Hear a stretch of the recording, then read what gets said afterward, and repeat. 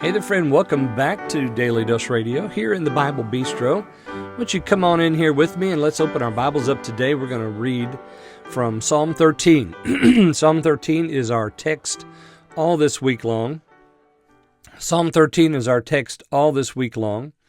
And Psalm 13 is only 6 verses. I think it's 6 verses in the King James version of your Bible. 6, yeah.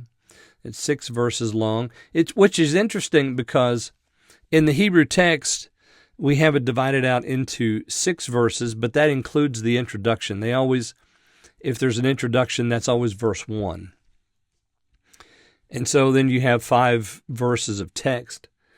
Well, the King James combines what we have is verse 5 and 6. They have that as 2 verses, whereas in the Hebrew text, it's just 1 verse. So they put a period after salvation. There's no period there in the Hebrew text. And then verse 6 is the final clause of that final verse in the Hebrew text, which is it seems like a departure, actually, from what the King James normally does. But of course, they're translating from the Septuagint, not from the Hebrew text. So it's a little different. So today we're looking at Psalm 13, and this has a little introduction with it. I say little, it's short. That is, to the chief musician, a psalm of David. So we have everybody here, the chief musician's doing his job, and David's doing his job. So it's the chief musician has a psalm of David. And then we begin, and I entitled this psalm, When.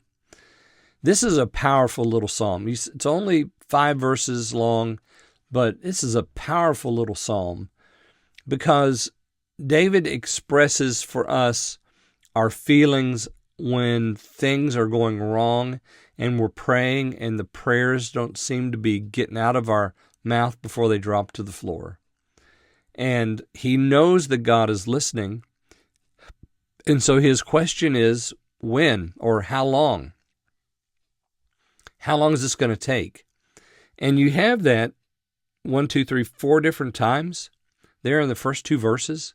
So you see how potent this little psalm is. It's only a few verses long, but my goodness, he reaches into the heart of every one of us. So let's read verse 1 today. How long wilt thou forget me, O Lord? Forever? How long wilt thou hide thy face from me? Okay, so I think we've all been there, haven't we?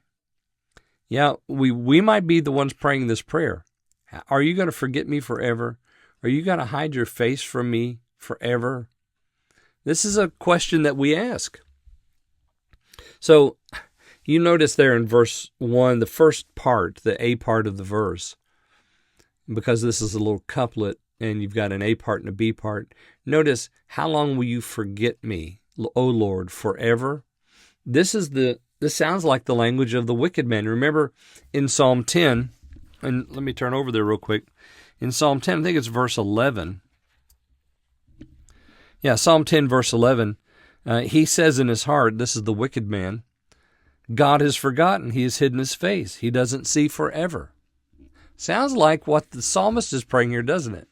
Sometimes I think we get a little influenced by the wicked in the world because they are not afraid to repeat their faithless words. They repeat them over and over again so much that the Christian or the believer begins to adopt them. And here I think what we have is a believer who has adopted some of that language. O Lord, will you forget me forever? That's what the wicked man said. The wicked man said, oh, the Lord's forgotten forever. And the Christian hearing that, because his prayers weren't answered, maybe he just decided that the wicked man was right. God has forgotten. And then you'll notice the B part, how long will you hide your face from me? Remember the Aaronic blessing, that God's countenance would shine upon his people. And here the psalmist is saying, I don't see your face. There's no shining. The answer hasn't come. The answer is not here yet. and it feels like you've turned away from me. The feels like part is what we're exploring here in these first 4 verses of Psalm 13. This is all his feel like. He's complaining about a feel like. Have you forgotten?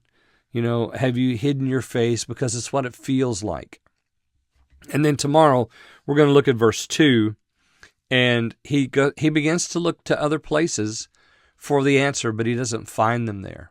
Okay, join me tomorrow as we continue this marvelous little psalm, Psalm 13, here on Daily Dose Radio.